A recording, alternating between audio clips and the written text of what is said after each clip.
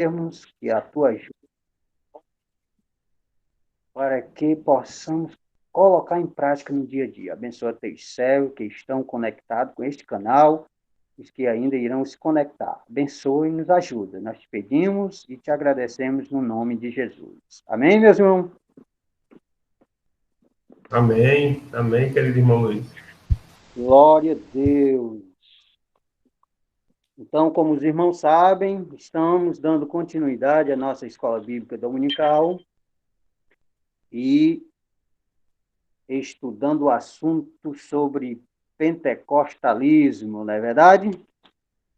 Um assunto bem conhecido entre nós, assembleiano, e hoje a lição me chama muita atenção e eu acredito que vai chamar a atenção de todos os irmãos que estão participando desse momento.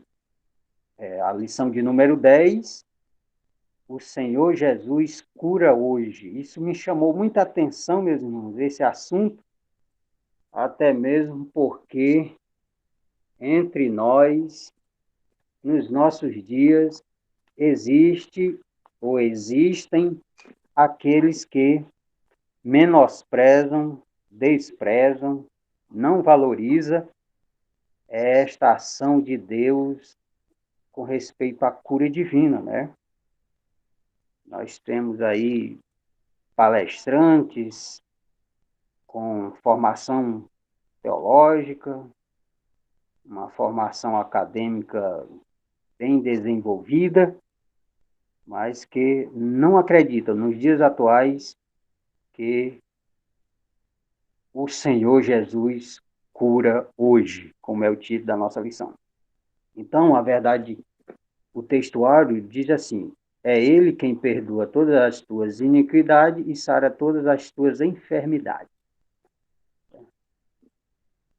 É o Salmo de número 103, versículo 3. A verdade prática, ou seja, uma das verdades que nós temos que absorver desse assunto, é que a cura de enfermidade é um dos benefícios da obra redentora do Calvário. Glória a Deus. Né? Então, por que descrer? Por que não crer que Cristo, que o Senhor Jesus, que Deus não possa operar nos dias de hoje, se é algo que ele realizou tanto no passado, como realizou nos dias de Jesus, e como tem realizado nos dias de hoje. E como não crer nisso, irmãos? Até mesmo porque é profecia. Isaías, né, 700 anos ou mais, já profetizava a respeito desta obra redentora de Cristo na cruz do Calvário, onde ele realizaria ali a obra completa. Na verdade, ele pronunciou ali uma palavra que nos chama a atenção, que é está consumado, né? Na cruz do Calvário, Jesus, ele consumou a obra da redenção de um sentido completo, não é verdade? Então, não podemos descrer da cura nos dias de hoje.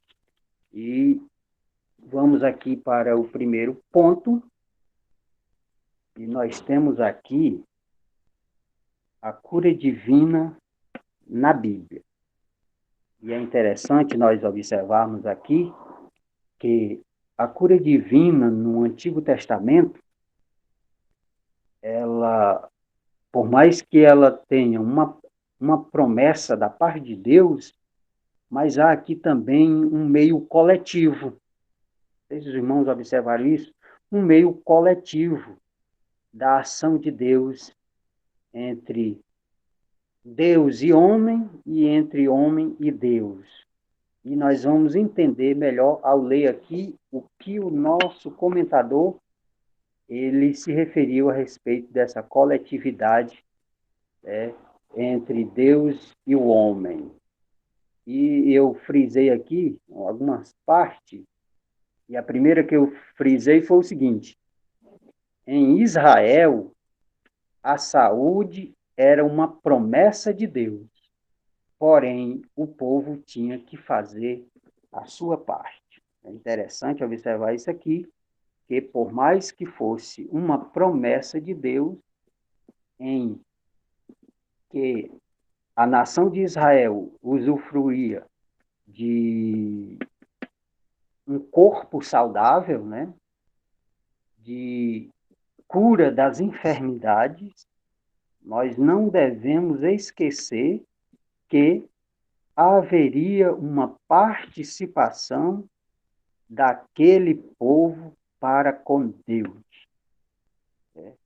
Há uma promessa, era uma promessa de Deus para aquele povo não ter em seus corpos físicos as enfermidades do Egito e das demais nações, podemos dizer assim. Sim, é uma promessa. E nós temos isso no Êxodo, capítulo 15 e o versículo 26. Está lá, Deus prometendo àquele povo que eles teriam a cura, que eles não seriam atingidos por essas enfermidades que sobreveio sobre os egípcios. As pragas, né, irmão? A peste, né? Aquela, né? Que é a praga. As pragas, toda aquela de olho, né? Pode falar, irmão, pode falar. Fazendo as pragas, peste de olho, né? O que mais? Vamos lá. O Nilo, né? O Nilo não produzindo o alimento necessário, né? Essas tipo de praga e peste, né? Está aí minha Bíblia. Justamente, irmão Rogério, justamente. Todas aquelas pragas que veio aos egípcios, elas não prejudicaram só o seu corpo físico, só o físico, mas também com respeito à sua adoração, não é verdade? Com respeito à sua adoração. E quando se refere de sangue, eu estudei uma lição em um trimestre passado, não lembro qual foi o ano, e quando se refere do Nilo se tornando em sangue, era algo pavoroso para os egípcios. Por quê? Porque os egípcios têm pavor de sangue, né?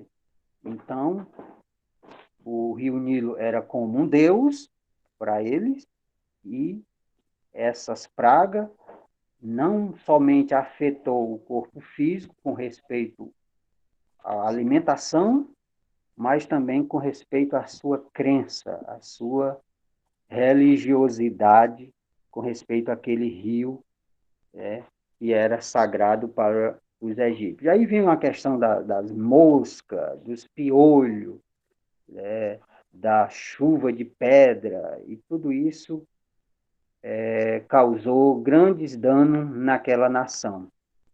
E Deus promete ao seu povo, à sua nação, que esse tipo de praga, que esse tipo de dano não viria sobre a nação de Israel, mas numa condição do povo procurar estar atento à voz de Deus, a ouvir as diretrizes de Deus, a procurar se manter dentro da direção de Deus, porque nós sabemos que a nação de Israel, ela era direcionada por Deus até os dias de Samuel, que surgiu aí o primeiro rei, que era e que foi Saul. Antes de Israel ter um rei, ter um sistema monárquico, ele era teocrático, né? Ele era dirigido pelo próprio Deus. E quando o povo, enquanto o povo se mantesse nas diretrizes de Deus, seguindo as orientações de Deus, estando atento a ouvir a sua voz, a sua palavra, o povo estaria isento desses malefícios que sucedeu no Egito. Glória a Deus. Alguém comenta alguma coisa?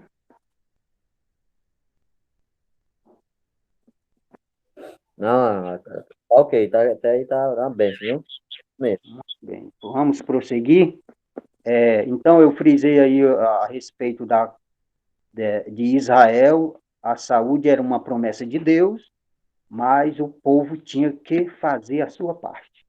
Será que é difícil, irmão Rogério e os demais irmãos, para os dias de hoje?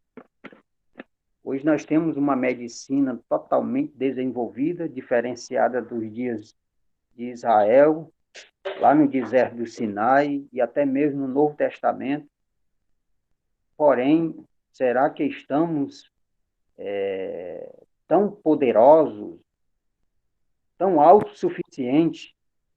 Mas, Luiz, Pois não, meu? assim, mais um questionamento, mais um questionamento. Será que a nossa saúde não é tão debilitada por conta do nosso tipo de alimentação, né? Nós nos alimentamos muito mal, né? Nós usamos produtos cancerígenos, né? E nos alimentamos muito mal. Eu acho que é uma das em nosso corpo, né? No nosso corpo. E nós não temos condições de trocar essa alimentação. A gente vai continuando com ela, a não ser que a gente tenha tempo e, e como é que se diz? Cultivasse o nosso próprio alimento, né? O próprio alimento. Mas eu acho, assim, particularmente, acredito que a maior parte da nossa doença, das nossas enfermidades, diz respeito ao nosso tipo de alimentação. Por isso que no Egito, né, quando eles saíram do Egito, Deus colocou dentro das leis, né? Dentro das leis, né? A dieta deles. Aquela dieta justamente era para conservar o que eles israelitas, comida e danificar o corpo. Importante a questão da dieta também. Ei, irmãos, eu sei porque tá esse barulho diferente na gravação. É que enquanto o irmão Rogério fala, o som sai no celular do irmão Luiz. Aí por isso fica tendo esse retorno, sabe? Aí quando o irmão Rogério estiver falando, a outra pessoa, irmão Luiz, você pode desligar seu microfone, só por enquanto a outra pessoa fala, tá bom? Ok, meu querido, ok. Amém. Me direcione aí, viu? É a primeira vez. Ah, tá bom, tá bom. Obrigado, meu querido. Então, há mais algum comentário aí dentro desse que o irmão Rogério levantou a respeito da alimentação que está relacionado às prevenções, não é isso? Isso mesmo, aí já entra no segundo tópico, né, Pedro?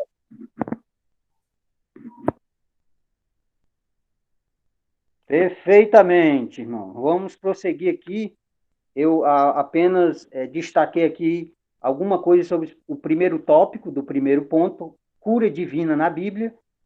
E vamos prosseguir aqui para ir para essa questão aí que o irmão, aprofundar aí essa questão do irmão Rogério, a respeito à alimentação, isso é muito interessante. Eu destaquei algo aqui no primeiro tópico, aqui, a cura de enfermidade em Israel era essencialmente milagrosa, principalmente acerca das doenças graves. Aí o comentador diz: o remédio não estava nos médicos, como nos povos vizinhos, mas em Deus. Essa questão aqui da cura, dentro do contexto do Antigo Testamento, é com respeito à vida dos israelitas.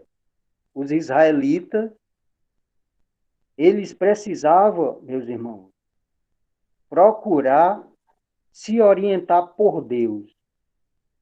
E uma das orientações primárias, principais do povo de Israel, com respeito ao cuidado de Deus para com a sua vida espiritual, física e de um modo geral, era depender exclusivamente de Deus. E uma das maneiras que fazia e faz até hoje era o povo, hoje também, estarmos atentos o que diz a sua palavra. E também existia um contexto com respeito às enfermidades, naqueles dias, era com respeito ao acesso tanto à medicina, né, como pessoas que tinham conhecimento da medicina. Os dias de Israel, na caminhada do Egito e todo o deserto do Sinai, com respeito a enfermidades, eles dependiam muito de se orientar por Deus e, inclusive, estar atento ao que Deus transmitia, né, por meio da sua palavra, por meio da sua mensagem. Então, o povo precisava estar atento a isso. Por quê? Porque eles não tinham acesso a um conhecimento científico das enfermidades e muito menos uma quantidade de médico à sua disposição, ao seu favor. O conhecimento da medicina naqueles dias, quem dominava eram os egípcios, né? Eram os egípcios. Deixa eu ver aqui no subsídio, deixa eu ver aqui para passar para vocês. Quem dominava eram os egípcios, os assírios e os babilônios. Os israelitas não tinham esse amparo.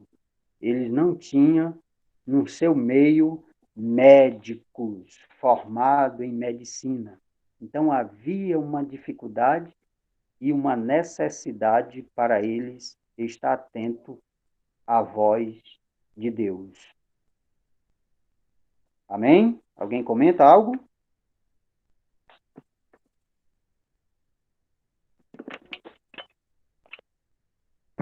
Pode prosseguir, Luiz.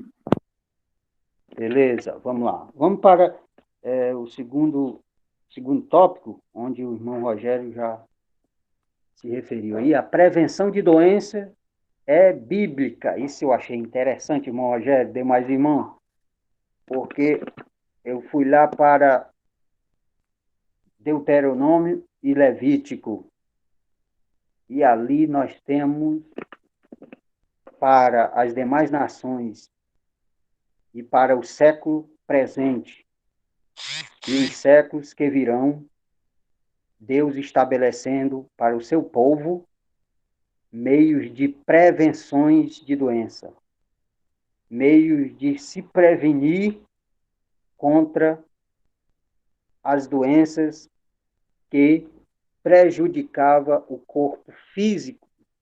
E ali em Deuteronômio e Levítico está uma lista bem vasta, né, de todas essas prevenções de doença. E eu quero ler aqui o que diz o segundo tópico: a alimentação saudável e a higienização adequada são bons hábitos que contribuem para a boa saúde. O irmão Rogério já citou aí e já se referiu com respeito a essa maneira de se prevenir e destacando aí a alimentação.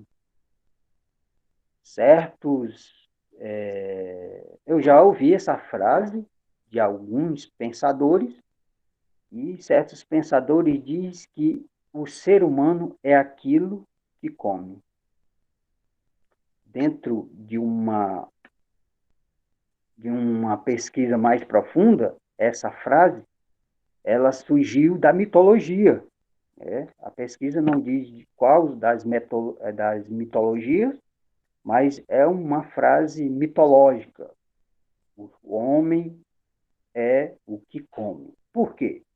Na mitologia, se as pessoas comessem alguma parte do urso, ele ficava forte como urso. Se ele comesse alguma parte de um leão, de um felino feroz, ele ficava poderoso como este animal. Isso dentro da mitologia que o irmão não, a pessoa não se refere qual mitologia era. Mas, segundo a medicina, os médicos também usam essa expressão. O ser humano é o que come. Como assim? Já não é baseado na mitologia, mas na própria alimentação que está ao nosso dispor hoje.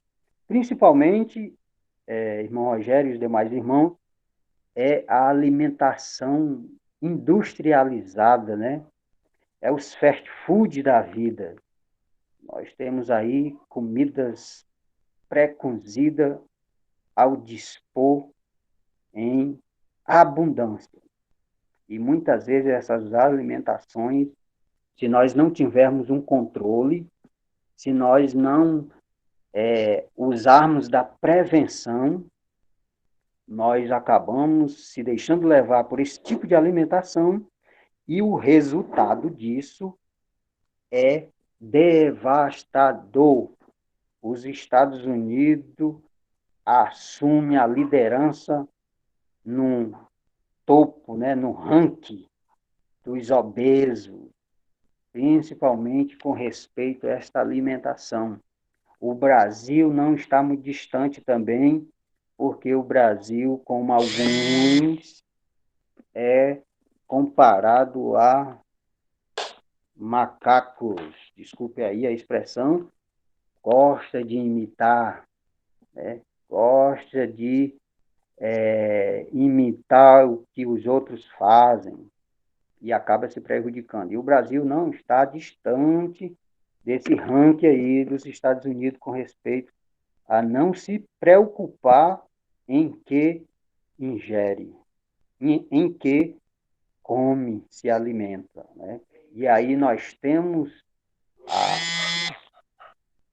uma enfermidade que atua no mundo inteiro, mas mais nos países ocidentais, que meu Deus, pressão alta, né? Pressão alta. O que é isso? É o excesso de sal na alimentação. A glicemia em alta. Né? Pessoa com esse problema de glicemia chamada diabetes, um pastor que eu congreguei com ele chamava a secretária do diabo, a diabetes. Né? Então, essa enfermidade causada pelo excesso de açúcar, ela traz males terríveis ao nosso corpo físico e, prejudicando o corpo físico, acaba prejudicando o corpo espiritual, a alma, né? Principalmente, que é o responsável pela nossa mente, pelo nosso psique, né? O que vem na nossa mente. Então, é preciso nós termos um controle a respeito de alimentação. É isso? É isso, Luiz Ferreira, viu? É verdade, mano, viu? Eu estava um dia desse comentando com os meus familiares, tudo como alimentação, hoje em dia, se você for querer gastar pouco dinheiro, você acaba comendo uma comida de má qualidade, né? A carne, né, hoje em dia está muito cara, produtos alimentos que são saudáveis hoje em dia já estão muito caros, né? Aí o que é que acontece? A pessoa às vezes está sem o dinheiro, como acontece muitas nessas comunidades, né? E vai lá no mercantil, compra R$ 3 de mortadela, irmão. Dá para muitos dias. Entendeu? Então, o problema está também na renda, né, irmão? Também ela acaba meio que selecionando pessoas para comerem coisas não saudáveis também, né? Aí, mas é um conjunto de coisas, né? É isso, também a falta de exercícios físicos também que gera isso, né? É uma coisa importante a todos fazerem. Eu vi o irmão uma vez caminhando ali, né? Ela é uma coisa altamente saudável, né? Todos nós deveríamos caminhar também, viu, irmão Luiz? Pois é. É isso, irmão Natanael, é isso, né? A gente tem que se preocupar com respeito à alimentação. Aí entra a questão que você frisou aí, que é a questão financeira, né? Ei, Mas se mo- você não pode comprar uma carne de primeira, né? ei, Procure Mano, substituir, já mesmo te dou a oportunidade, procure substituir essa carne por algo que seja benéfico para você, e que traga também benefícios favoráveis para seu corpo físico, como o peixe, né? O franguinho, que é tão conhecido, e em vez disso a gente, por querer economizar, já que a situação não é favorável, financeiramente falando, aí compra a mortadela, que é um produto industrializado totalmente sem qualidade. As mortadela, as linguiças e as salsichas e pela aí vai, né? irmão Luiz, a questão, o Natanael tocou aí, tá? A questão do sedentarismo, né? Do sedentarismo. Nós nos alimentamos e não queimamos essa comida, né? Eu me lembro agora que quando nós éramos adolescentes, né? Tudo, a gente fazia aquela pratinha,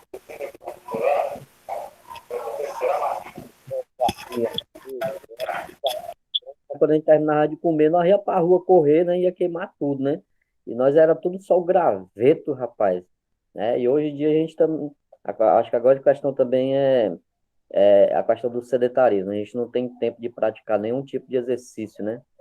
Não tem tempo de praticar nenhum tipo de exercício, mas aí essa comida que nós comemos aqui, a gente está só avolumando dentro da gente e a gente não estamos queimando ela para que essa comida que a gente se alimenta se transforme em energia para o nosso corpo, né?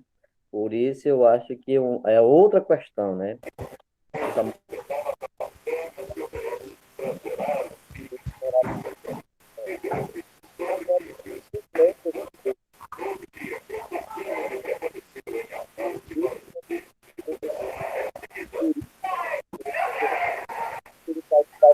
Rogério, desliga. Pronto, valeu. É por isso que reflete na nossa espiritualidade também. Por quê? Porque aí a gente já não tem um pique para a gente estar tipo assim, uma campanha de oração em jejum, a gente passar 7 dias jejuando, buscando a Deus, a gente não tem esse pique. A gente não tem esse pique, justamente porque o nosso corpo está definhando, né? Agora, aí, quando eu me lembro assim, sempre do povo de Israel e da dieta que Deus passou para o povo de Israel no Egito, né? O tipo de comida que ele ia lá, era justamente Deus prevenindo deles não comerem as comidas que iam lhe fazer mal, lhe fazer dano ao seu corpo, né? E aí eles tinham uma saúde bem melhor do que a nossa, muito melhor do que a nossa, né? E aí eles conseguiriam fazer sacrifícios espirituais bem mais plausíveis do que os nossos, né? Digo isso assim, porque quando a gente chega em casa, a gente toma banho, vamos jantar, depois da janta já vem logo o sono, né? E a gente não tem aquele pique de espiritualidade para ir orar 1 hora, 2 horas e depois dormir. Eu acho que tudo isso reflete também na nossa espiritualidade. A gente cuidar do corpo vai refletir também na nossa espiritualidade, né? Muito bem, irmão Rogério, muito bem levantado aí a sua questão com respeito a se alimentar e, ao mesmo tempo, queimar essas calorias, certo?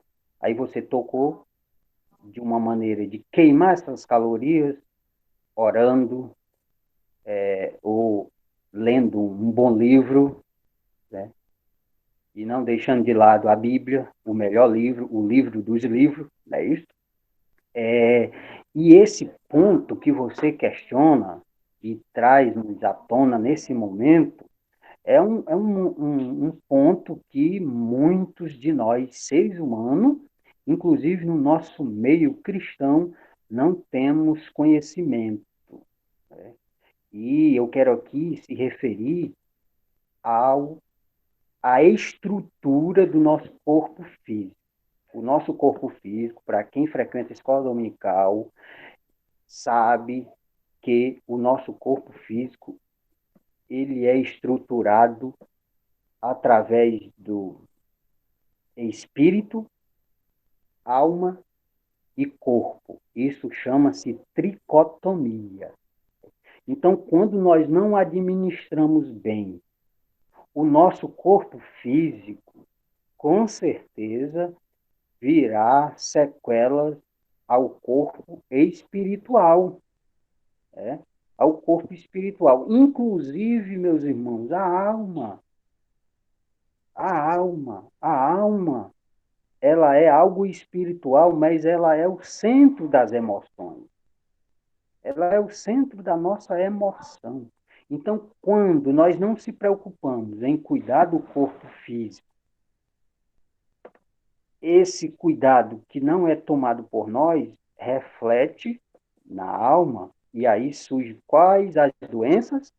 As doenças conhecidas como as doenças psicossomáticas, que são depressões, ansiedade, que hoje é conhecida como as doenças do século, né? E isso é causado por falta de um cuidado do corpo físico, porque a alma é afetada com o pensamento e isso acaba prejudicando a nossa alma. Por isso, temos que cuidar do nosso corpo por completo, porque somos tricotômicos, espírito, alma e corpo. Espírito, a sede da adoração. Alma, a sede das emoções.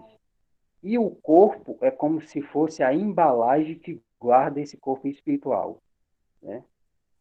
É formado por essa estrutura óssea, pele, carne, sangue e os demais órgãos existentes nesse corpo físico. Então, isso é a estrutura do corpo do ser humano. Então, nós precisamos ter conhecimento disto para que venhamos viver saudável e adorarmos a Deus com alegria e satisfação. Amém? Irmão Luiz, a todos também na sala. Às vezes a gente escuta sobre a tricotomia, né, que é espírito, alma e corpo. Às vezes a gente imagina que esses conceitos, eles são, tipo, da igreja, né? São coisas que na igreja é nos ensinado sobre espírito, né, alma. Mas esses três elementos, eles estão justamente lá no Ministério da Saúde mesmo. Eles reconhecem que o ser humano é constituído por esses três, entendeu? É uma coisa que os homens já sabem que o ser humano tem isso, né? Tem o espírito e também tem a alma, né? A ciência já fala isso também, né? Perfeitamente, irmão Natanael. É isso. É como eu falei no início das prevenções. As prevenções que existem até mesmo nos dias de hoje, elas foram copiadas lá das ordenanças de Deus ao povo de Israel. Inclusive, muita boa parte das leis que existem hoje, né, as leis jurídicas e outras leis, demais que eu não lembro agora o termo como usar, são baseados justamente lá nas ordenanças de Deus ao povo de Israel. E com respeito a esse assunto tricotômico, que as pessoas às vezes ignoram, como você falou aí, porque é coisa de crente, isso é coisa de pastor, isso é coisa da igreja, mas na verdade não é. A ciência, ela comprova isso. E nos últimos dias a gente tem constatado esse interesse da ciência em estudar esse corpo espiritual. Não é verdade? Verdade, mano, verdade. Irmão Luiz, o cientista até fala que o homem biológico já foi todo mapeado, né? O homem biológico foi mapeado. Só que eles não conseguem decifrar o homem espiritual. Eles não conseguem decifrar de maneira alguma o homem espiritual. Até porque, como diz Coríntios, né, que se discerne espiritualmente, né? E só vai se discernir o corpo espiritual por meio do Espírito Santo. Então, o homem comum não tem o Espírito Santo. A quem tem o Espírito Santo é a igreja, né? Por meio de Cristo, o sacrifício que ele fez por nós Ele nos deu do seu Espírito para que conheçamos as verdades de Deus, né? Então, o homem biológico já foi todo mapeado. O DNA é mapeado, tudo é mapeado. Só que eles não conseguem mapear a espiritualidade do homem. E por isso que eles padecem ainda, continuam padecendo.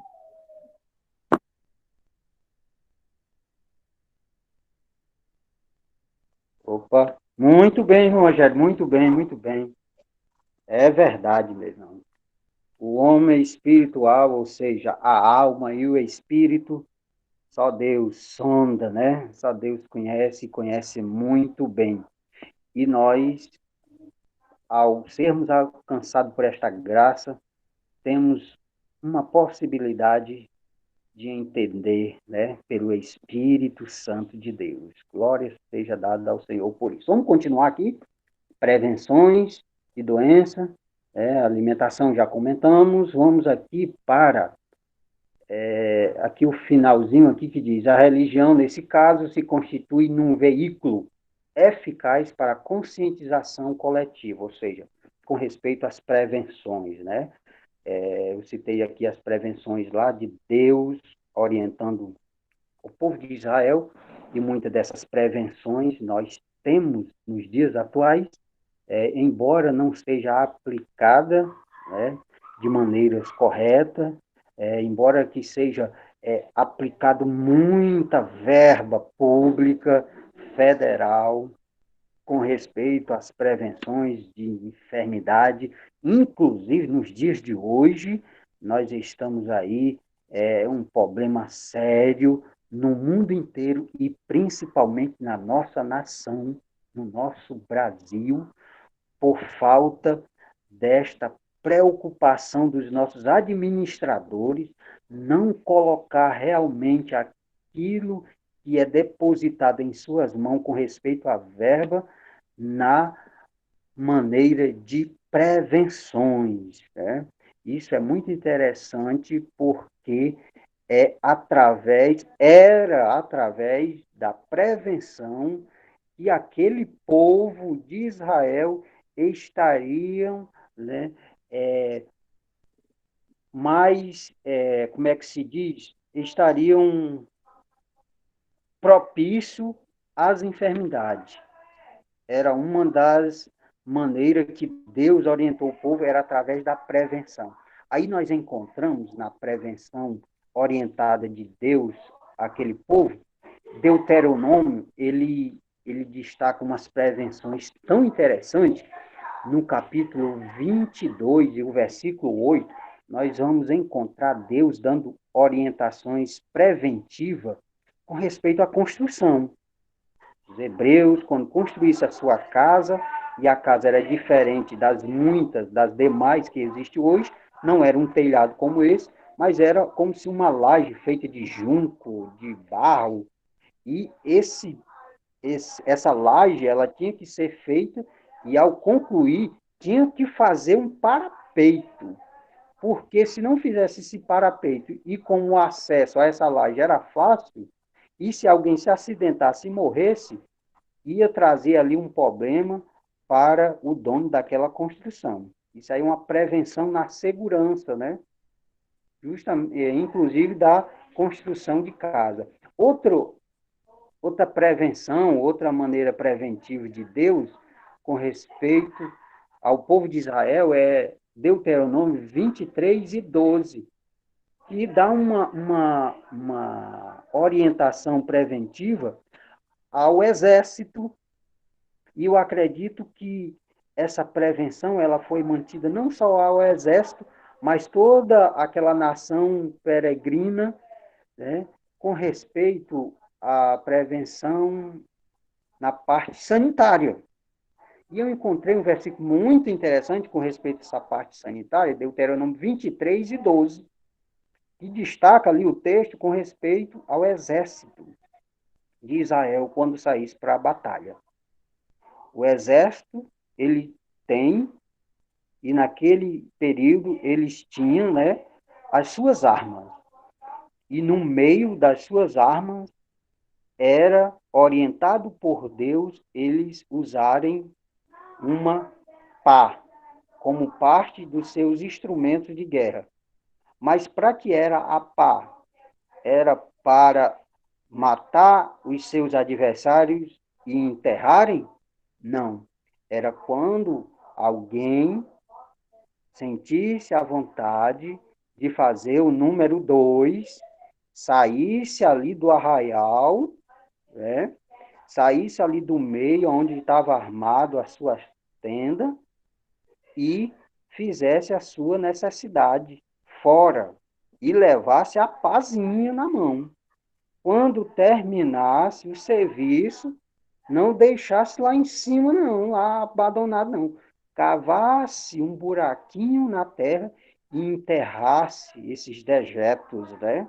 Eu me lembro dos gatinhos, né? Os gatinhos, sempre quando fazem suas necessidadezinhas, eles cavam um buraco e enterram. Isso era o quê? Uma prevenção sanitária, para que não viesse trazer problema para o exército. E eu acredito que em todos os arraiais da nação de Israel, durante aquela peregrinação, Deus ele orientou a respeito das prevenções sanitárias. Alguém quer comentar mais algo?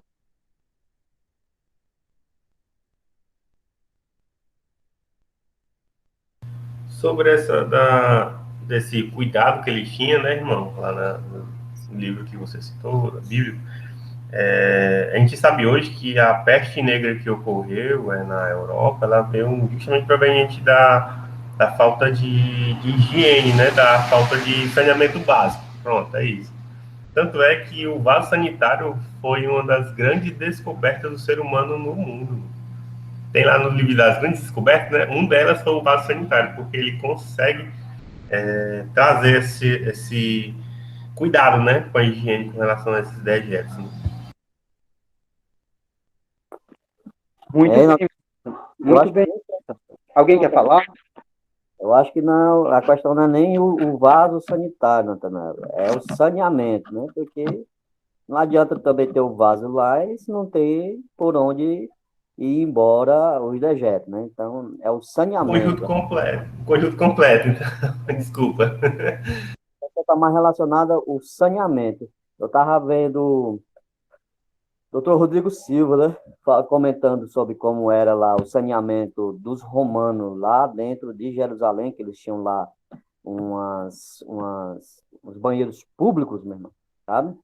Né? Então eles faziam as necessidades dele lá, numa latrina, né? Na latrina lá, né? E na latrina, e de lá os dejetos iam embora por meio de uma encanação lá que tinham lá, que eles conseguiam fazer a encanação lá, e as águas também iam levando lá, né? E a maneira deles se limparem, eles usavam o azeite não, o vinagre, né? Com aquelas buchas, não lembra aquelas buchas lá dos aquelas buchas, né, que tem nos interior, né, aquelas buchas que nascem, né, no chão, né? Então, as buchas daquela, aí eles se limpavam, né, tudo, com aquelas buchas e colocavam o restante da bucha dentro de um vaso cheio de vinagre, né? Aí o doutor Rodrigo Silva estava falando que a humilhação de Jesus foi tão grande que foi usada um daqueles vasos para levar quando Jesus pediu água, né, e deram vinagre para ele, segundo ele, disse que há uma possibilidade daqueles vinagres, daquele vaso de vinagre, ser de um daquelas latrinas que eram próximo aí. Aí, para a humilhação de Jesus foi muito maior ainda, né? Eu fiquei assim, perplexo. Eu falo, meu Deus do céu, que negócio bocado. Questão do saneamento, né? Na questão do saneamento aí, eu acho que mais a questão não é a descoberta do vaso, mas é o saneamento para onde vai esses dejetos, né? Hein? Pode Muito seguir, bem, Sara. muito bem, muito bem. Na verdade, foi só um esquecimento aí do irmão Natanael, né? Ele se referiu aí é o kit completo, né? Verdade?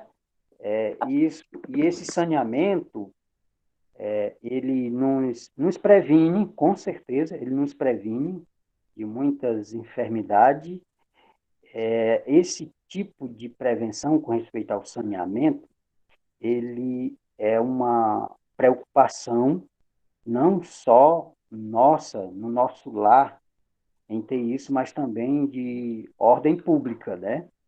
Nós vivemos em um país onde, principalmente nas comunidades mais carentes, esse sistema de saneamento é precário, né? É precário. Até mesmo nas nossas ruas, nós andando pela nossa capital, nós nos deparamos com ruas que, meu Deus do céu, a gente, quando eu chego em casa, tem que lavar os pés com água sanitária, porque o negócio é complicado. Inclusive aqui, nas proximidades da comunidade que eu moro, tem uma rua, por nome, Baixa do Milagre. Rapaz, eu acho que só um milagre para resolver a causa de esgoto aqui nessa rua. Não pode fazer um tempo de chuva que o esgoto transborda, aí já viu, né? É carocinho e massa por todos os lados da rua. Então, isso tem que ser mantido, e um meio de ser mantido é através das nossas gestões públicas. Essa é a minha opinião. Não sei se alguém tem algo mais a comentar a respeito disso. Só acrescentar, irmão, metade da população global não tem acesso ao saneamento básico. Isso é um dado muito alarmante, né? É verdade, é verdade. Os dados são alarmantes, inclusive na África mesmo. Na África, ali, a situação sobre saneamento básico é precária, né? Pois vamos dar prosseguimento aqui. Irmão Rogério, os demais irmãos querem comentar alguma coisa mais? Não, soldado, pode prosseguir. Irmão Luiz, o que me chama mais a atenção é o cuidado de Deus, né? Com o seu povo. Você falou do Deuteronômio 23:12, não foi? Também no versículo 13, ele fala que quando aquelas pessoas sentiam a sua necessidade fisiológica, ele saía do arraial, né? Ia para fora do arraial e fazia as suas necessidades, né? Cavava e enterrava, porque o local dentro do arraial é um local santo, onde Deus, né, habitava quando ele descia, quando ele falava com Moisés. Então, assim, a preocupação dele da parte da higienização, o cuidado, o local onde fica era santo. Imagina aquele povo, não sei quantas mil pessoas, se fizesse as suas necessidades fisiológicas dentro do arraial, como é que era? A bactéria, doença, né? Por isso que eu acho muito interessante o cuidado de Deus em relação a isso. Quer dizer, Deus faz tudo perfeito, né? Para nossas vidas. Quer dizer, cuida da nossa alma, cuida do nosso corpo, cuida de tudo, né, irmão? Com certeza, irmão Raimundo, está sentindo a sua falta aí de seus comentários. Muito bem, muito bem. Era uma questão, a questão era essa, de tornar aquele local limpo e agradável a Deus e também às pessoas, porque também era um local onde Deus com certeza se manifestava. E as pessoas, se não cumprissem as ordens de Deus, unisse ali a sua fé, ele, em vez de unir a fé, eles iam unir as fezes. Aí é problema, né, irmão? Nós temos que unir a nossa fé e não as nossas fezes, porque é complicado. Mas tem que deixar dele, né, Luiz? Tem que deixar a tua aí, né, mano? Unir as fezes, essa foi boa. Já dá lugar, né? Vamos lá, meu querido, vamos lá. Vamos para o terceiro ponto do primeiro ponto. O Novo Testamento, as curas de Jesus. Aqui é profundo. Israel dependia mais de Deus e a sua garantia da saúde estava na obediência. Aquilo que falamos no início, com respeito à participação do povo para que a promessa de Deus se cumprisse na vida daquela nação, daquele povo. Haveria uma participação dos israelitas, né? em se manterem saudáveis fisicamente, para que viesse ter também a sua vida espiritual sadia. E nesse caso, Israel dependia mais de Deus e a sua garantia da saúde estava na obediência, devido àquele contexto que eu me referi dos israelitas no Antigo Testamento. Era a questão do conhecimento medicinal, era a questão do acesso a médicos. Segundo o irmão Ezequias Soares, o comentador da revista do trimestre que estamos estudando, ele se refere que médico no Antigo Testamento era pouco citado. Parece que, se eu não estou enganado, deixa eu ver aqui no subsídio, médico no Antigo Testamento foi citado apenas 6 vezes, né? 6 vezes. Então, havia uma carência muito grande desse conhecimento da medicina e de médico, mas Deus é o médico dos médicos e ele cuida do seu povo muito bem, mas precisamos ouvirmos atentamente a sua voz. Luiz, é porque a função de médico tava sobre os ombros dos sacerdotes, né? Era o sacerdote que exercia a função de analisar a enfermidade, né? Só que eles não tinham conhecimento acadêmico, né? Eles tinham só o conhecimento por meio da observância, né? Da observância. Então, o que eles podiam fazer só era diagnosticar, mas não poderiam trazer a cura, né? Porque eles não tinham conhecimento acadêmico, né? Então, cabia aos sacerdotes fazer esse papel do médico, pelo menos na questão de observar. Muito bem, Rogério, muito bem. E é por isso que havia uma dependência total, né? Com respeito ao povo e Deus. Havia uma dependência muito grande do povo para com Deus realizar a cura, porque, como você bem frisou aí, o sacerdote tinha apenas a habilidade, né, de diagnosticar, por exemplo, a lepra. A lepra e alguns corrimento que acontecia nos homens, nas mulheres, eles tinham apenas uma maneira de identificar através, né, desse contato. Mas, na verdade, eles não tinham remédio e nem muito menos a cura, e por isso havia uma dependência de Deus. E esse ponto, ele já entra aqui no Novo Testamento. E a questão da cura no Novo Testamento, nós vamos identificar que Cristo, né, ele, por ver tanta gente doente, tanta gente necessitada, havia no coração de Jesus a compaixão.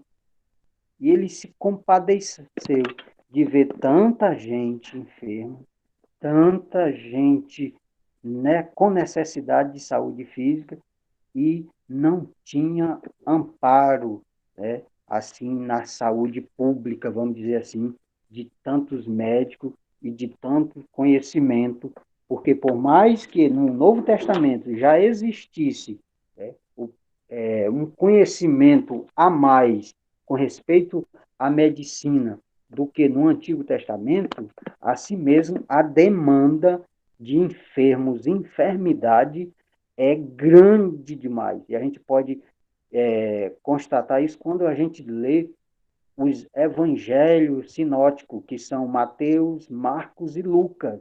E a gente vê ali a quantidade de pessoas que Jesus curou, né? A quantidade de enfermidades curadas por Cristo. Tudo dependendo de uma compaixão de Jesus. Alguém tem algo a falar?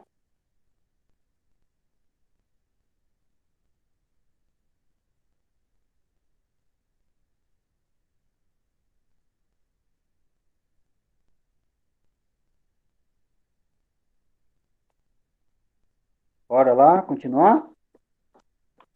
Vamos para o segundo ponto. Mas, Rogério, quer falar, irmão, Rogério? É que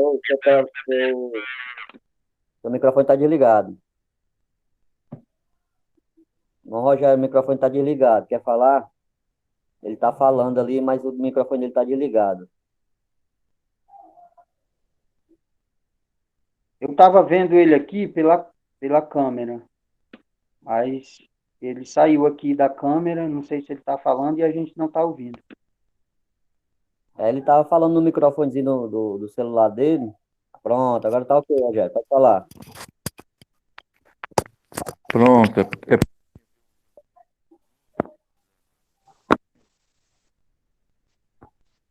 Continua sem áudio, Rogério. Continua sem áudio. Tira o teu fone de ouvido, fala no celular mesmo normal. É melhor. Rogério, está sem áudio, irmão Rogério.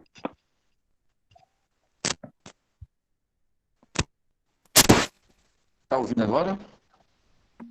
Agora tá ok, agora dá pra ouvir. Ok, irmão Rogério, pode falar, pode comentar É algo porque aí. eu tinha dúvida em relação a isso.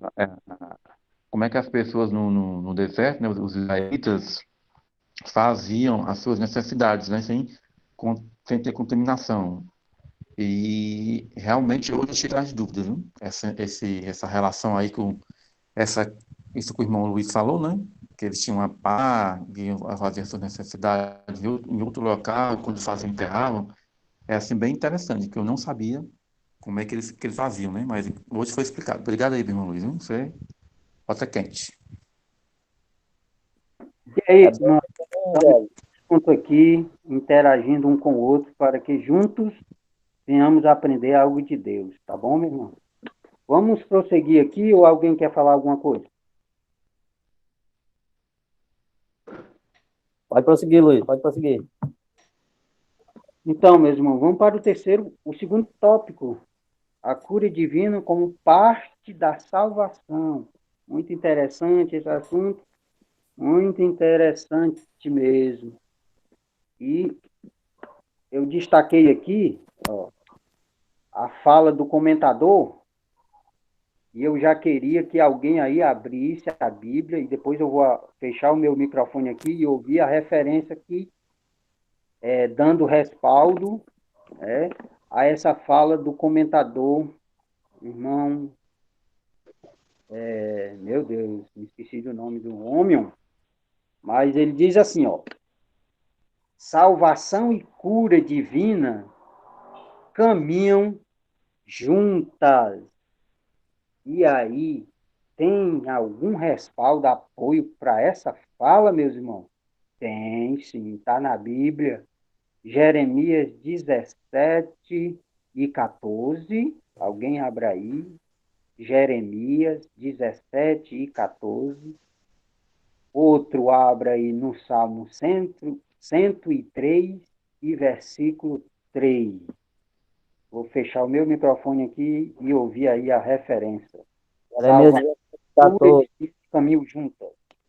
Jeremias 17:14. Diz assim, ó. Sara-me, Senhor, e sararei. Salva-me e serei salvo, porque tu és o meu louvor. Jeremias 17:14. Muito bem. Alguém encontrou o Salmo 103, versículo 3?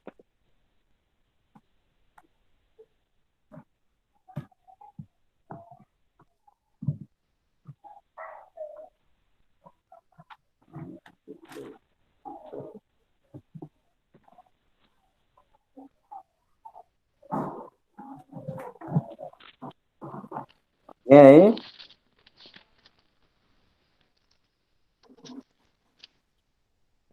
Salmo 103, versículo 3. Eu vou ligar, falar aqui então. Ele é quem perdoou.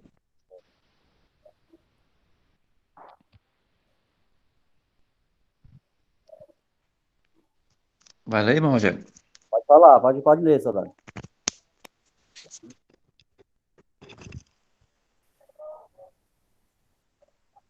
Pode ler, cara.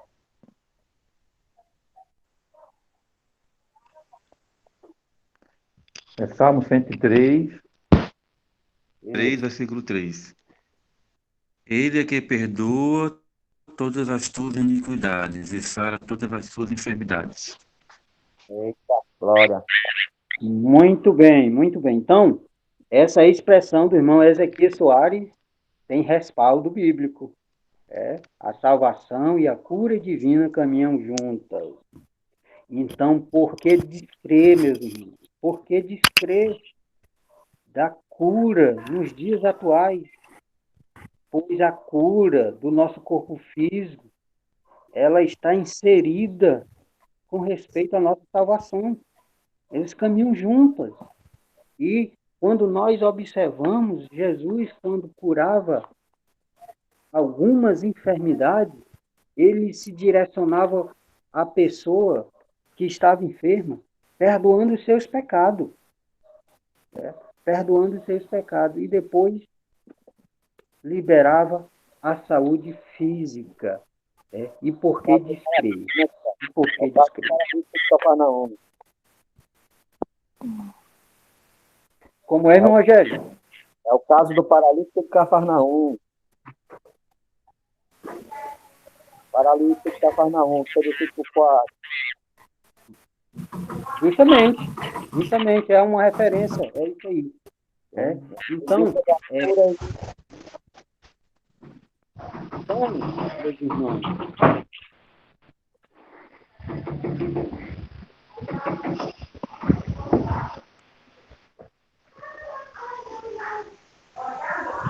pode prosseguir? Tem alguém com o microfone ligado aí, gente? Não sei se é o irmão Rogério. Está com o microfone ligado. Vamos prosseguir. Só o microfone do irmão aí, irmão Rogério. Beleza aí, ó.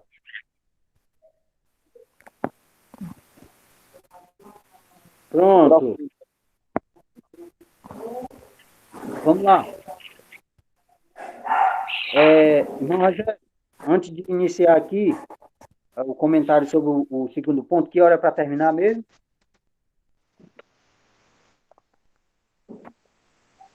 10h30 já tá bom, já. 10h30 já tá bom. Ok, meu irmão, ok. Vamos dar prosseguimento. Segundo tópico, já foi destacada a salvação e a cura divina caminham juntas, as referências aí da Bíblia. E Irmão, não sei como desliga o microfone. Desculpe, é verdade. Eu tô aqui perdidozinho nesse negócio aqui. Soldado, tem um pontinho vermelho aí, ó, que parece um microfone perto da câmera. Vermelho, ó. Tem o de desligar, tem o da câmera e tem o do microfone. Vermelho. Ele já tá cinza. Quando irmão Rogério, vai ter um traçozinho, como se tivesse fechado. A parte de baixo do teu visor.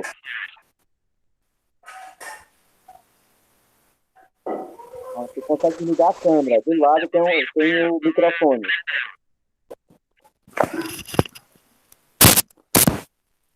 Depois eu ajeito aqui. Pode prosseguir, não vai atrapalhar a aula.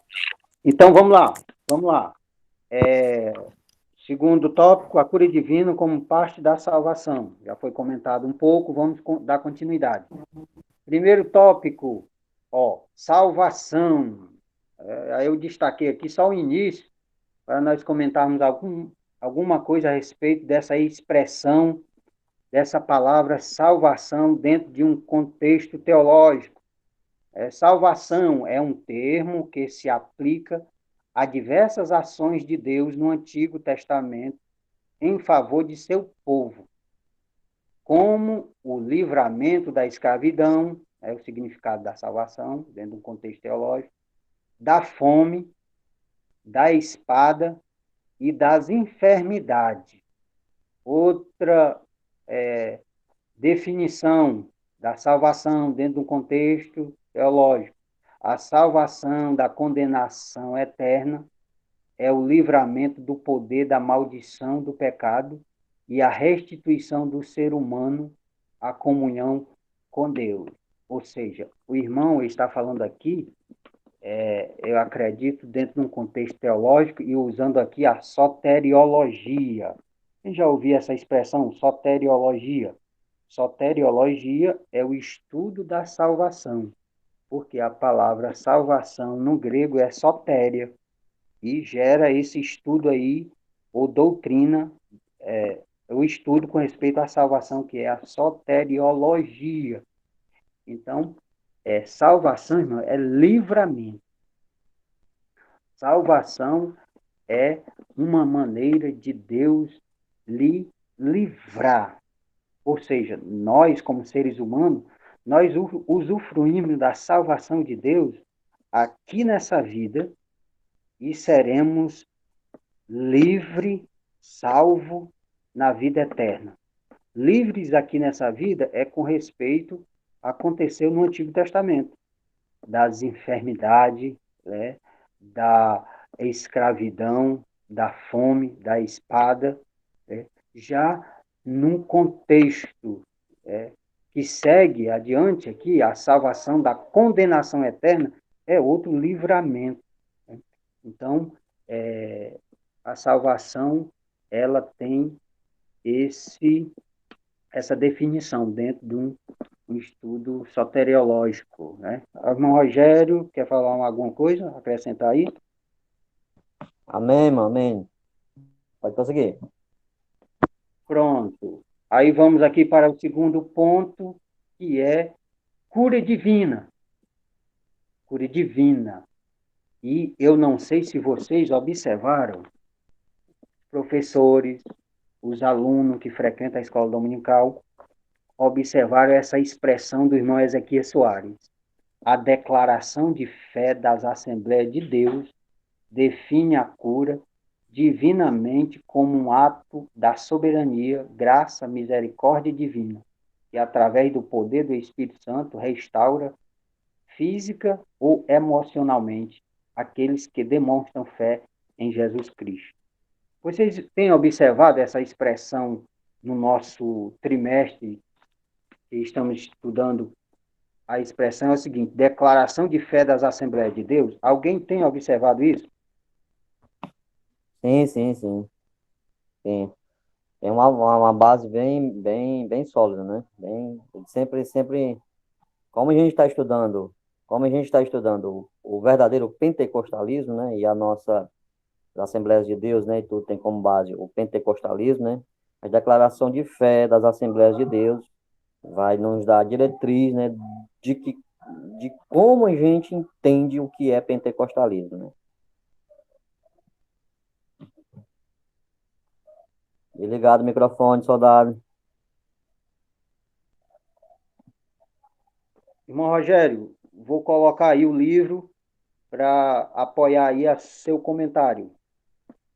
É isso mesmo. Né? Declaração de fé das Assembleias de Deus. Pronto. Essa declaração de fé das Assembleias de Deus, ela é conhecida também como credo. Né? O que são credos? Credos é uma defesa de fé dentro do cristianismo, certo? É a defesa de fé dentro do cristianismo que é muito usada desde os dias do Antigo Testamento. E eu estudei uma lição que já está se desmanchando, rapaz. A traça já está comendo ela aqui e a ferrugem daqueles grampinhos. Mas sempre quando me refiro a esse assunto, eu venho para essa revista. E esse assunto, declaração de fé, como eu já falei, que é um credo, é uma maneira de defender a sua fé, ele é tido nessa lição como os credos da cristandade. Né? Quais são os credos da cristandade? Nós temos a confissão de fé dos judeus, que nós vamos ver adiante. Nós temos o credo dos apóstolos. Nós temos o credo de Niceno. Nós temos o credo de Atanasiano. Então, a Assembleia de Deus, ela tem o seu credo. E o seu credo é conhecido como Confissão de Fé das Assembleias de Deus. E essa confissão de fé, ela existia só no jornal Mensageiro da Paz. Mas com o tempo, parece que foi em 2018, o próprio autor desse comentário que estamos estudando, a lição de hoje, como Ezequias Soares, ele produziu esse livro com toda essa defesa de fé das Assembleias de Deus no Brasil. Então, muitos na Canaã, eu acredito, que tenha conhecimento desse livro, certo? Que tenha conhecimento do que o irmão Ezequias Soares está se expressando com respeito à confissão de fé das Assembleias de Deus. Então, isso é muito interessante porque é um dos meios de nós defendermos a nossa fé. E o conteúdo de cada credo, eu não vou ler aqui, mas eu vou ler aqui um pouco do conteúdo da confissão de fé das Assembleias de Deus. Ó. A Bíblia é a nossa única autoridade em matérias de fé, de doutrina e de conduta. Ou seja, essa expressão eu já ouvi há muito tempo antes de ter acesso a esse livro, Confissão de Fé das Assembleias de Deus, e a fé era o seguinte: a Bíblia é a nossa única regra de fé e prática. Então, é muito interessante a gente ter acesso a esse assunto, que é para que a gente tenha firmeza daquilo que a gente defende, né? Irmão Rogério? Perfeitamente, soldado. Pode prosseguir. Ei, irmãos, só um instantinho. A Declaração de Fé da Assembleia de Deus, ela está disponível para download no site da Assembleia de Deus, certo? Aí eu coloquei um link aqui nos comentários com ela. Você pode apertar e se quiser fazer download, você faz. Viu? Tá aqui nos comentários o link da Declaração de Fé. Não, perdi o microfone aqui. Não sei se está ligado ou desligado. Está ligado ou desligado? Tá ligado, tá ligado. Tá ligado? Pronto. Então vamos lá. Irmão Luiz, Pois com não? licença. É só comentar um negócio aqui, em relação à cura divina, né? Que ele fala aqui que é um ato de soberania e graça e misericórdia divina, né? Aí que através do poder do Espírito Santo restaura físico ou emocionalmente aqueles que demonstram fé em Cristo Jesus. Essa é uma parte delicada que eu achei, porque você tem que demonstrar fé. Então, assim, tem muitos cristãos doentes, tem muito cristão, né? Falando no modo geral, cristão, será que ele adoece, não é curado, porque ele não tem fé, né? Porque ele não está firmado, porque a gente sabe que a doença, ela vem tanto para o cristão, para o não cristão, né? Então, assim, isso eu tenho, assim, muito cuidado de falar que, olha, o irmão está doente porque ele não tem fé, porque ele não busca, porque ele não se afirma. Então, tem pessoas que prejulgam, fica julgando algumas pessoas, né, pela fé, né, algumas coisas, algum acontecimento, o irmão está passando por isso porque não tem fé, porque não... Isso aí é uma coisa que eu queria que você comentasse para as pessoas tomar muito cuidado antes de falar algo contra um irmão passando enfermo, uma dificuldade, não atingir a fé da pessoa em si, né? Pronto, irmão Raimundo. Esse assunto inclusive, é justamente o terceiro ponto, tá? É o terceiro ponto. E a gente já vai passar para ele, já que aqui o segundo ponto foi a respeito da cura divina como parte da salvação e que está muito ligada ao primeiro ponto. Nós já vamos passar aqui, pois o tempo não nos permite prolongar, é o terceiro ponto, que fala justamente a respeito disso aí, da sua pergunta, do seu questionamento, e terceiro ponto, a cura divina e os desafios atuais. Essa cura divina e os seus desafios atuais, por que o irmão coloca essa expressão e os desafios atuais? Porque a cura nos dias atuais tem sido, meus irmãos, um desafio. E um desafio entre nós, servos de Deus. Por quê? Porque entre nós, cristãos, servos de Deus, existem pessoas com formações, com capacitação acadêmica, que não defende essa questão da cura nos dias atuais. E essas pessoas, elas se manifestam em palestras, em vídeos, em pregações, até mesmo, dizendo que a cura, ela não existe mais nos dias atuais, certo? No século XVIII, nós tínhamos um cidadão que muito propagou essa questão da descrença na cura divina, ou na cura da parte de Deus. No século XVIII, existiu um cidadão por nome Rudolf Bultmann. Rudolf Bultmann foi um dos considerados propagadores de não existir cura, ação sobrenatural com respeito à cura, de maneira alguma, em tempo algum. Os milagres registrados nos evangelhos, realizados por Cristo, os milagres realizados na igreja primitiva por meio dos apóstolos, isso para esse Rudolf Bultmann, e não se espante, ele não era uma pessoa ateu, ele não seguia o ateísmo, né? Ele era uma pessoa que tinha academia, estudos acadêmicos, era filósofo, era professor, teólogo, e ele divulgava que não existia o negócio de cura. Essa coisa de milagre, isso não existiu. Inclusive, os milagres de Jesus foram apenas mitos edificantes. Ou seja, foi algo que foi passado para as pessoas virem acreditar em Deus.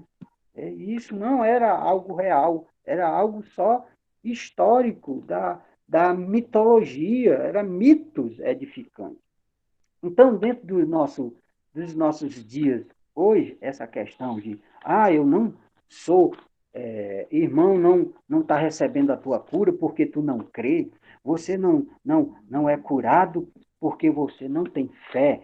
Não é bem assim, não é bem assim, porque o assunto do terceiro ponto diz o seguinte: as doenças, as enfermidades entre os crentes, e não confundir doença com possessão maligna. Esses são os 3 pontos do terceiro ponto. E o primeiro ponto diz: as doenças. As enfermidades são uma das causas de maior sofrimento ao ser humano. Elas são consequências direta ou indireta do pecado. Pois se não existe pecado, não existiria enfermidade. Mas isso não significa que todos os enfermos estejam em pecado. Há enfermidade que são consequências diretas do pecado, João 5:14. No entanto, não se pode generalizar, ou seja, colocar tudo dentro de um saco e dizer que é farinha do mesmo saco, que é a mesma coisa, visto que cada caso tem suas peculiaridades, quase não sai. Então, essa questão de não alcançar a cura porque não tem fé, isso não é muito, ou seja, isso não é bom. Se relacionar, ou seja, se direcionar para alguém assim, porque nós temos na Bíblia pessoas servas de Deus, homens de Deus, mulheres de Deus, que tinham enfermidade no seu corpo físico e que não receberam a cura. E o exemplo é um dos maiores pregadores e missionários depois de Jesus, chamado Paulo. Ele tinha uma enfermidade que todos os crentes conhecem como espinho na carne. não era porque era um espinho que entrou na sua carne e se tornou um grande cravo, como alguns dizem, que o espinho que não é tirado da carne vira um cravo, vira aquele caroço feio. Não é isso, né? Mas era algo que lhe atormentava, que lhe causava opressões, e aqui nós vamos entender também a diferença de opressão para possessão, são totalmente diferentes. Então, Deus não lhe ouviu o seu pedido e não repreendeu essa enfermidade que ele tinha. E isso não era porque ele não tinha fé, não é porque ele estava em pecado, é porque esses questionamentos, ele não pertence a nós, ele pertence a Deus a nos dar resposta. Alguém aí comenta alguma coisa? Pegando o gancho aí pegando o gancho aí da questão de fé para alcançar a cura, né? Aí eu pergunto, o paralítico lá no tanque de Betesda, Jesus não perguntou ele se tinha fé. Jesus não inquiriu dele fé, né? Jesus não, é um ato da misericórdia divina, né? 38 anos lá, no tanque das misericórdias, né? Que é o tanque de Betesda, né? Que quer dizer casa de misericórdia. Mas a gente não via misericórdia operada por ninguém ali, né? Todo mundo estava em busca da sua própria cura. E acho interessante ali, irmãos. Ali eu vejo naquele episódio ali, uma cura bastante parecida com as curas dos milagreiros, né? Com as curas que são acontecidas lá por exemplo, lá em Juazeiro, Canidé, aquela multidão de pessoas lá, e alcançam suas curas, né? E alcançam suas curas. Diz o texto que no movimento das águas, eles acreditavam que um anjo descia e produzia a cura para ele. Ali era uma crença popular. Então, o que Jesus queria ali direcionar a glória, a honra para o local certo, devido que é a Deus, não a questão do anjo, porque ali a questão do anjo era uma crença popular. E ali, irmãos, ali no tanque de Betesda, um tanque romano que foi criado pelos romanos ali, lá tinha esculpido, né, as insígnias do Esculápio, que é o deus da medicina, que é aquelas duas cobras que se envolvem na medicina. Lá dentro das piscinas lá tinham as insígnias cravadas lá, então todo mundo lá eram judeus e estavam indo buscar a cura nas piscinas romanas, onde eles acreditavam que lá eles haveriam de ter a cura. São 38 anos que esse camarada lá. Aí Jesus vem, não pergunta se o cara tem fé, e diz, ó, tu quer ser são?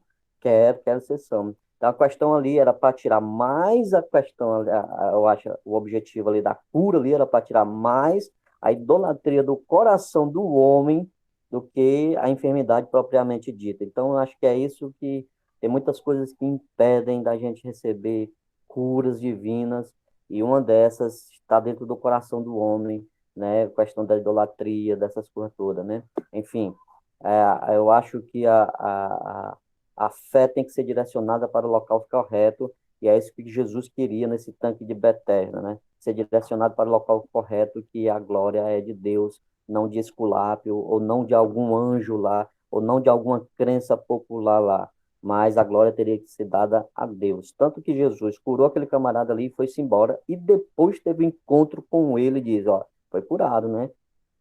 Foi curado. Cuidado que não peques para não te acontecer coisa pior. Dê glória a Deus. Então, essa é a questão, né, irmão? Essa é a questão. Ainda que eu queria frisar sobre essa questão de fé e cura.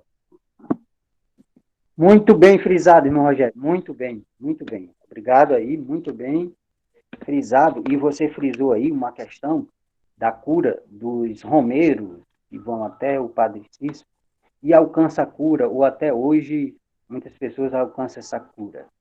É realmente o santo, né? Não, é a misericórdia de Deus. É a misericórdia de Deus que é manifestada, né? E aí as pessoas questionam, se os santos não atendessem a gente. Eu já vi comentários desse tipo. Se os santos não atendessem a gente, não acontecia os milagres. muitas vezes é a misericórdia de Deus, mas também muitas vezes Então, é o engano da parte do nosso adversário para tirar o nosso foco e glorificar aquele que merece ser glorificado e aquele que tem o poder de curar todas as enfermidades que é Deus. Alguém quer falar aí alguma coisa? irmão Luiz, aí, em relação a essas coisas, está ouvindo? Estou ouvindo, irmão Rogério, pode falar. Pronto, em relação a essas curas, né? Muitas, que assim, a minha família toda, 90% é católica romana, né? E sempre eles fazem essa pergunta, não, nós pedimos aos santos, os santos pedem a Deus, né? Então, é muito complicado você dizer para uma pessoa que, não, isso aí foi a misericórdia de Deus, não foi o santo tal, né? Porque se você disser que foi a misericórdia de Deus, aí eles vão atribuir que foi o São Francisco, foi a Nossa Senhora de Fátima, foi o São Benedito, enfim, os infinitos santos que tem na Igreja Católica, né? Aí, às vezes, eu não sei nem o que dizer. Eu prefiro ficar calado. Professor, foi a sua fé, não foi o santo, foi a sua fé que foi maior. Pronto, preciso dizer isso. Irmão Rogério, superintendente. Irmão Luiz, A questão aí, Geraldo, acho que a grande questão aí é o seguinte, é a tradição. A tradição que eles entendem isso que são os santos, né? Bem, beleza. O que alcança a cura aí é a fé, na verdade. É a fé que produz a cura, né? A fé em algo divino, sobrenatural, né? E tudo. A Bíblia diz, né? O apóstolo Paulo diz que o ídolo não tem poder nenhum, o ídolo não é nada, né? Só é alguma coisa a Deus. Então, o que a gente pode fazer aí é a gente orar por essas pessoas para que ela possa entender, né? Abrir o entendimento, né? A Bíblia diz que o Deus deste século cegou o entendimento, não os olhos, mas o entendimento do povo, para que eles não entendam o evangelho, para que eles não compreendam o que é evangelho. Aí eu te pergunto, rapaz, você alcançou a cura, mas você alcançou a salvação? Essa é a questão, né? Esses romeiros, essas pessoas que acreditam nisso, eles alcançam a cura, sua fé são, assim, são espetacular. Só que a gente vê a maneira, né, que eles se comportam, não dando honra ao ídolo, né, e tudo, e é isso a gente vê dentro das escrituras que eles não alcançam a salvação. Eu acho que a grande necessidade dessa oração aí seja para que eles entendam, né, o sentido do evangelho, né, para que Deus, né, abra os seus olhos, o seu entendimento, porque tudo que você vai falar, Rogério, ele não vai acatar, né, logo de priori. Por quê? Porque você é, na linguagem antiga, né, você é um protestante e eles são os católicos, né, tudo, e eles não se dão. Então, ore para a sua família, ore para os seus familiares, Senhor, me dá uma maneira de eu falar, para ele mostrar a ele, me dá uma palavra, me mostra na tua palavra, um versículo que fale ao coração desse povo, para que esse povo entenda, né, que eles alcançaram esse milagre, alcançaram essa cura, mas eles não estão ainda alcançando a salvação. Então, o que é mais importante, a cura ou a salvação? A salvação. Então, eu acho que a sua oração, irmão, é sobre isso, né? Arrumar um meio, pedir a Deus uma direção para mostrar dentro da palavra, né, que o sentido da sua vida, né, o sentido da salvação está em Cristo, né? É em Cristo. Por exemplo, Isaías 53 vai dizer lá, ele tomou sobre si todas as nossas enfermidades e cravou na cruz, levando na cruz. Então, a cura é de Cristo, produzida por Cristo, né?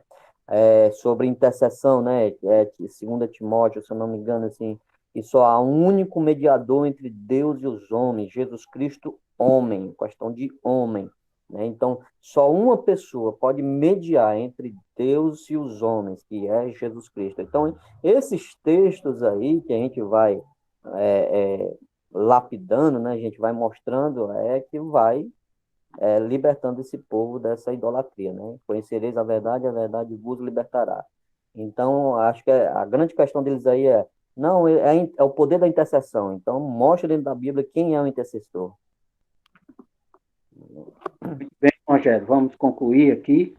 irmão Luiz, Muito bem, irmão Frei. Luiz, desculpa eu lhe interromper. É só uma informação, só para a questão de. Porque a gente vê tanto na Bíblia que Deus tanto curou os doentes como os enfermos, né?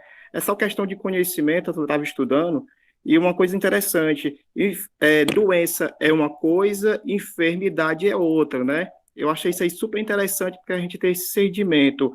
Tipo, doenças são distúrbio orgânico ou alteração biológica que causa dor. Então, a doença é aquela que causa dor, né? Algo que, alteração no seu corpo que causa dor.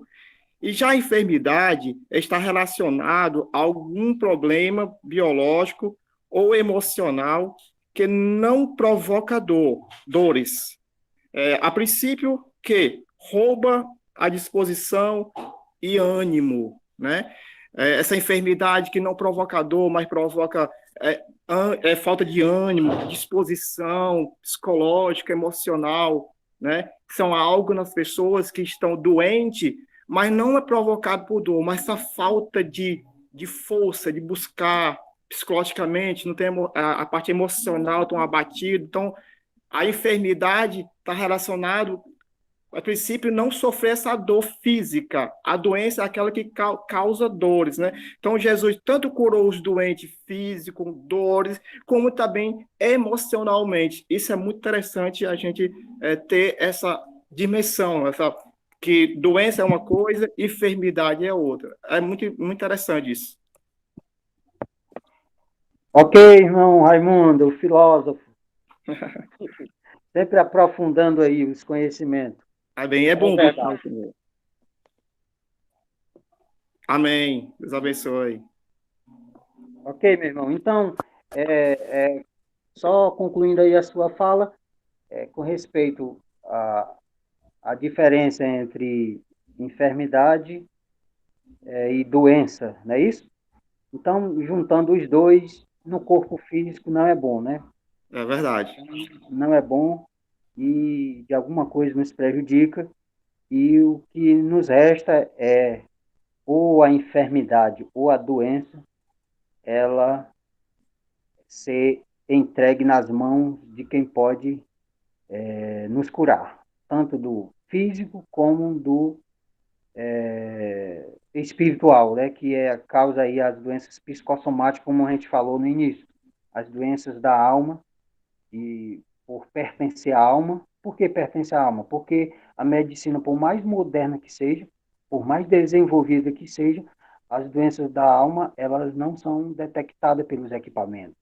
Elas não são diagnosticadas pelos equipamentos de alta tecnologia, meu Deus. Tecnologia.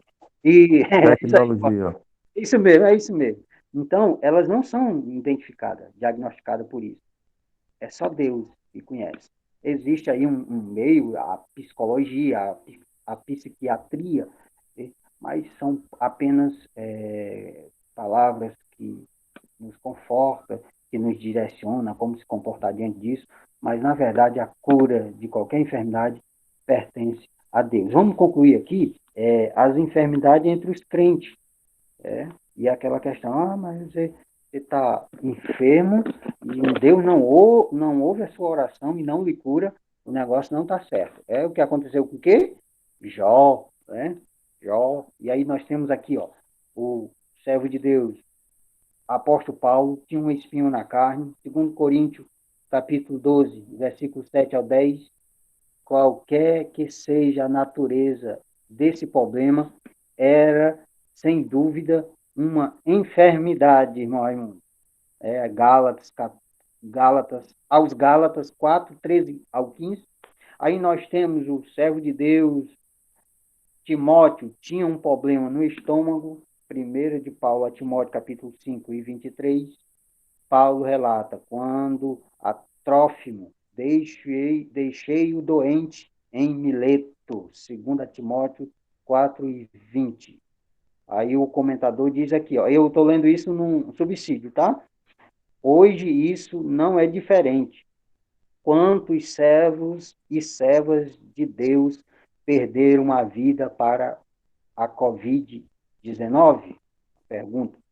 A verdade é, como já ouvi várias vezes o nosso pastor, ele se refere aqui ao pastor líder das Assembleias de Deus no Brasil, pastor José Wellington Bezerra da Costa, falar em cultos fúnebres, que não devemos colocar um ponto de interrogação onde Deus colocou um ponto final. Então, as questões, mas crente adoece? Adoece, e se Deus permitir, essa doença nos tira até a vida. Né? Podemos ser atingidos pelo coronavírus ou pela variante? Podemos, e está na permissão de Deus. Não sermos atingidos, né?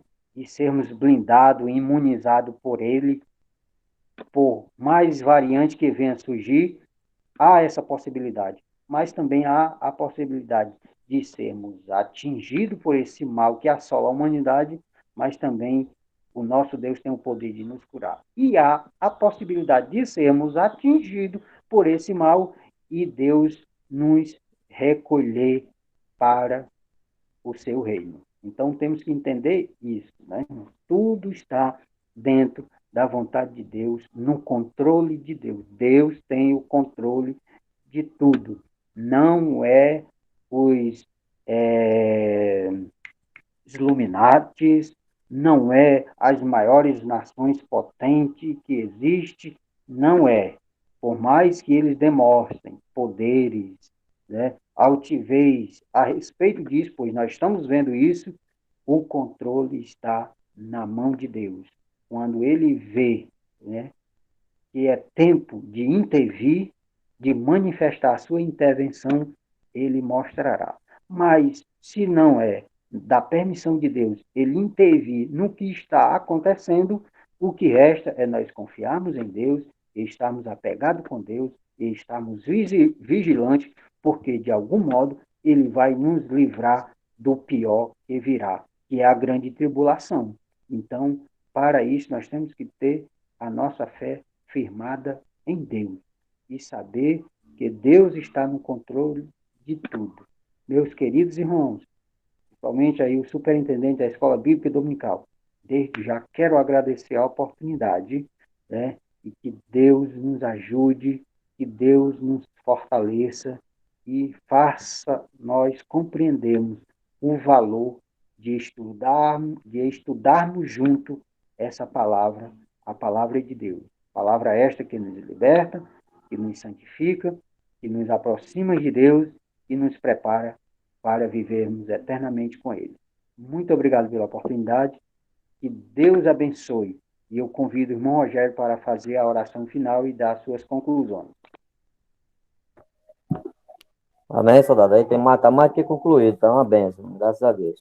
Só querendo avisar aqui, próximo domingo a gente vai estar estudando a lição 11, compromissados com a evangelização, certo? A gente vai mostrar aqui a evangelização como prioridade, né, no meio pentecostal, né? Mostrar por que Jesus morreu, né? Se morreu para todos, né? E argumentar também que o Novo Testamento destaca a obra missionária, né? Na esfera tanto local e transcultural. E aí a gente vai falar sobre essa missão transcultural, que é muito importante a gente saber e entender sobre isso na próxima lição, viu? Compromissados com a evangelização, amém? Vamos orar em nome de Jesus. Senhor nosso Deus, nosso Pai, nós te damos graças, Senhor, por esse dia, Senhor. Muito obrigado pela tua palavra, Senhor. Muito obrigado pelo teu Espírito, Senhor. Obrigado por esta aula, Senhor. Abençoa o irmão Luiz cada vez mais, Senhor, na tua presença, Senhor, dando sabedoria ao teu filho, Senhor, abrindo entendimento, Senhor, fazendo do teu filho, Senhor, o teu servo, Pai. Aperfeiçoando ele, sua esposa, Senhor, no teu caminho, Senhor, sua família, Senhor, para que assim, Senhor, estejamos, Senhor, aptos, prontos, Senhor, para a tua vinda, Senhor, naquele grande dia, Senhor. Senhor, abençoa cada irmão, Senhor, que esteve aqui, Senhor, que compareceu conosco, Senhor, perseverando, Senhor, na instrução, Senhor, na doutrina, na palavra de saber, Senhor. Estamos aqui, Senhor, prontos, Senhor, para te ouvir, para querer aprender cada vez mais, Senhor. Abençoa cada irmão, Pai, em nome do Senhor Jesus Cristo, dá graça, sabedoria a cada um, Senhor, e guarda seu lar, guarda suas famílias, Senhor, deste vírus maldito, Pai, em nome de Jesus. Continua nos guardando, continua nos protegendo, Senhor. Continua, Senhor, trabalhando em nossas vidas, Senhor. É tudo que eu te oro e já te agradeço. Em nome de Cristo Jesus, aquele que vive e reina para todos sempre. Amém. Obrigado, irmão.